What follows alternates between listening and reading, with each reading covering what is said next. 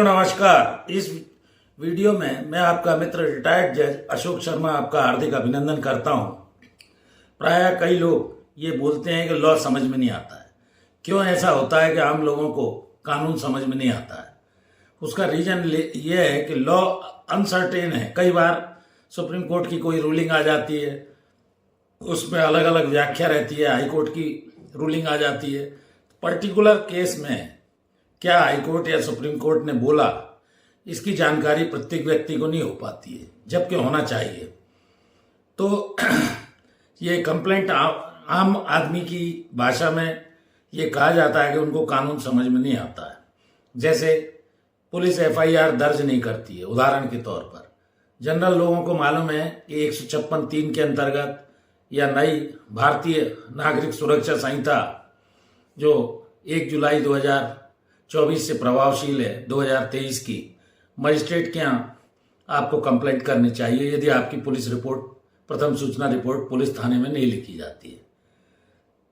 कई बार जब मजिस्ट्रेट के यहाँ जाते हैं उसका भी प्रोसेस निर्धारित है, साल, 1.5 साल, 2 साल लग ही जाता है कॉग्निजेबल ऑफेंस में, जबकि मजिस्ट्रेट को भी तब तत्काल कॉग्निजेंस लेनी चाहिए। तो ऐसी स्थिति में प्राइमा फेसाई उन्हें यह देखना है और कि पुलिस क्यों इनकी रिपोर्ट नहीं लिख रही है और पुलिस को यह ऑर्डर होना चाहिए। तो ऐसी स्थिति में एक उदाहरण से समझाता हूं कि एक महिला के साथ कुछ इंजुरीज उसके प्राइवेट पार्ट्स पर आई। मेडिकल के लिए गए, मेडिकल वालों ने कहा कि आप एफआईआर दर्ज करा के आइए तब आपकी जांच होगी। सेक्सुअली हैरेसमेंट था और मोलेस्टेशन से संबंधित था। इसके बाद भी उसकी रिपोर्ट नहीं लिखी गई। तो ऐसी स्थिति में जब तक एफआईआर नहीं लिखी जाती है, वो जो भी मोलेस्टेशन या उसके साथ सेक्सुअली असॉल्ट हुआ, ये ज़्यादा समय तक नहीं रह पाता है और एक्यूज्ड एविडेंस के अभाव में छूट जाते हैं ट्रायल के बाद। ऐसी स्थिति में आम लोगों को, चाहे वो सिविल सर्वेंट हों, तत्काल ये एफआईआर की कार्रवाई करना चाहिए। प्रथम सूचना रिपोर्ट उन्हें लिखनी चाहिए और यदि मजिस्ट्रेट के पास गए हैं हेल्पलेस होकर तो उनको भी तत्काल डायरेक्शन देना चाहिए। वर्कलोड का जनरली बहाना दिया जाता है, काम अधिक है, जबकि ऐसा नहीं है। प्रत्येक व्यक्ति की ग्रीवांस सुनने के लिए पुलिस थाने में रिपोर्ट लिखनी चाहिए और यदि नहीं उसका कंप्लायंस हो पाता है तो मजिस्ट्रेट की भी ये ड्यूटी है कि वो वर्कलोड का बहाना न बनाते हुए इसमें उसके राइट्स को, कॉमन सिटीजन के राइट को, जिसकी एफआईआर नहीं लिखी गई है, तत्काल उस पर एक्शन लेना चाहिए। चाहे वो पुलिस रिपोर्ट मंगाता हो, नहीं मंगाता हो, या मंगाई जाए, नहीं मनाई जाए। तो ऐसी स्थिति में कुल मिलाकर लॉ समय समय पर इंटरप्रीट होता रहता है। हाई कोर्ट, सुप्रीम कोर्ट के जजमेंट्स बदलते रहते हैं।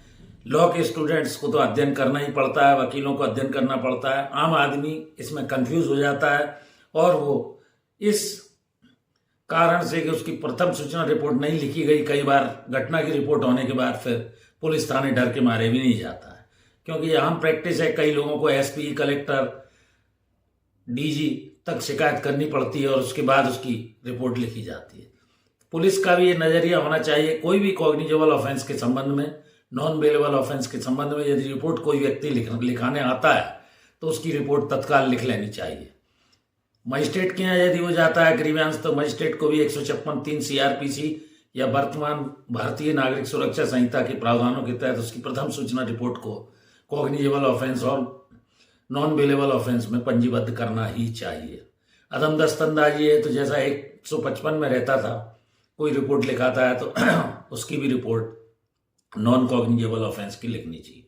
तो मैंने ये आपको लॉ जनरली लोगों की समझ में क्यों नहीं आता इसका रीजन बताया, क्योंकि लॉ समय समय पर अनसर्टेन कई बार रहता है। पर्टिकुलर केस में किस तरह की रूलिंग आई, क्या फैक्ट्स थे, तो लॉ बदलता रहता है समय पर, यह आपको जानना चाहिए। धन्यवाद। इस वीडियो में यहीं तक, फिर मिलते हैं नए विषय के साथ। Thank you for watching this video.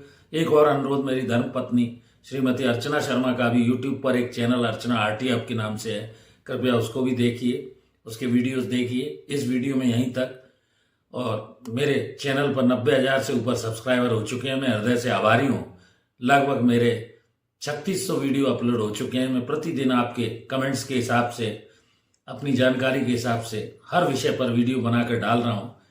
और आपके स्नेह के लिए आपको साधुवाद धन्यवाद देता हूँ। धन्यवाद, नमस्कार।